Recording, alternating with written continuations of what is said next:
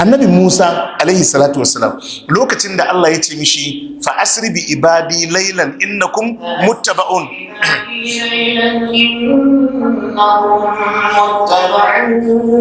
Allah ya ce mishi ka kwashe wanda suka yi imani bayina cikin dare ku fice. Fir'auna da mutanensa suna gangami da su kawo muku hari. Allah ce duk wanda yayi imani a fidda shi cikin dare. Annabi Musa ya haɗa kan dukkan waɗanda suka yi imani suka fita daga Misra.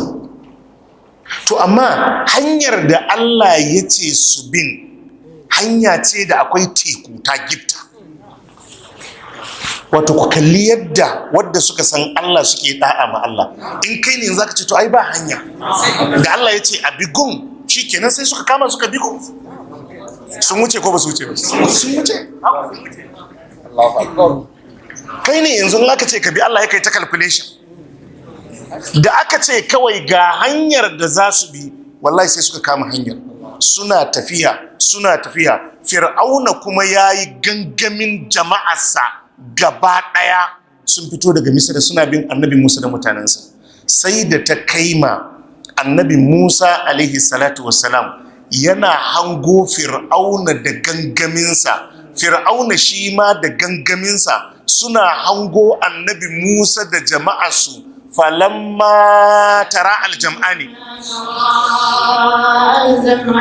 قال أصحاب موسى إنا لمدركون قال كلا إن معي ربي سيهدين إذا موسى أن اضرب بعصاك البحر فانسلق فكان كل فرق كالطود العظيم وأزلفنا ثم الآخرين الله غنيمه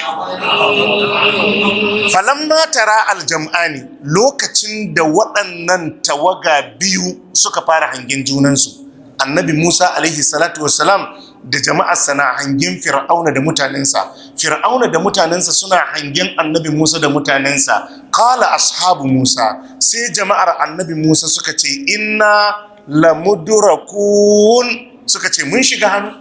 Qala kalla, annabi Musa ya ce ba mu shiga hannu ba.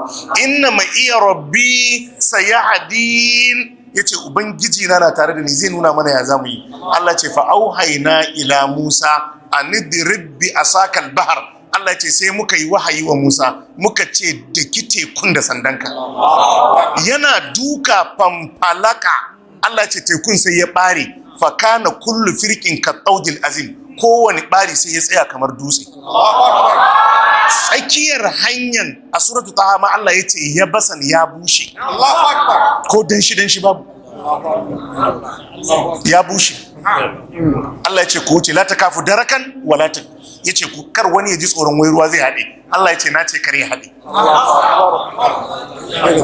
Annabi Musa da mutanensa kawai ya ba su mafita ko bai ba su ba? Wallahi ma nur duk lokacin da Allah ya ce kai kawai kai, na rantsi da Allah kofa ba za ta toshe ba za ta toshe ba. Kawai annabi Musa ya suka shiga hanya. To tsarin da Allah ya tsara yana so annabi Musa da jama'arsa suna isa ƙarshe, Fir'auna da mutanensa kuma suna shigowa. To amma distance ɗin kuma ba zai ba da dama ba. Allah sai ya ce wa azlafana thammal akarin. Allah ce na dan matso da Fir'auna da mutanensa. Su ma ba su san an matso da su ba. Allah ya ce na dan matso da su saboda a cika aiki. Ai haka ne. Da haka Allah ya hada yakin Badar. Musulmai yadda suke kallon arna daban, yadda arna suke kallon musulmai daban. Ba ga wannan mutumin da ya kashe mutane 99 ya je ya hada da wani mai bauta ya kashe 100 ba? Ai da ya kama hanya zai tafi inda zai tuban a hanya ya mutu.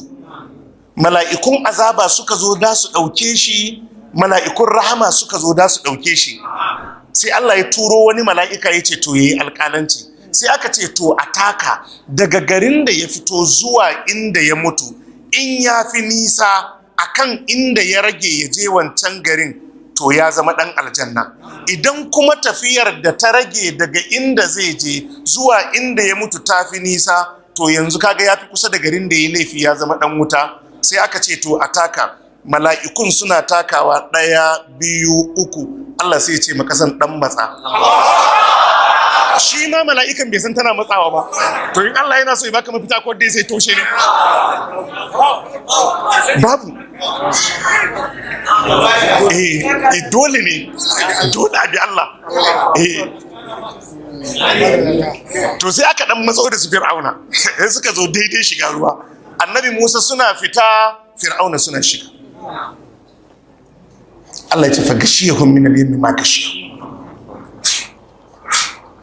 Yana daga cikin ni'imar da Allah ya kirga ya ma bani Isra'ila akan idonsu ya kashe Fir'auna da mutanensa. Domin inda labari ne aka ce Fir'auna ya mutu ba za su yarda, saboda Sheikh ne. Ba za su yarda ba. Wa agraqna ala fir'auna wa antum tanzurun. Allah ce kuna kallo. Ya wuce ko bai wuce? Ya wuce. Ya wuce. Allah ya ce waja'alna fi dhurriyyatihi nubuwata wal kitab. Sai muka sanya a cikin zuriyar Annabi Ibrahim annabta, kuma muka ba su littattafai. Wa atainahu ajrahu fid dunya, muka ba shi sakamakon sa a nan duniya. Wa innahu fil akhirati lamina salihin, kuma a lahira yana daga cikin salihai. Yana daga cikin tukuicin da Allah ya ma Annabi Ibrahim a duniya. Shi kowa yana so ya jingina kansa da Annabi Ibrahim.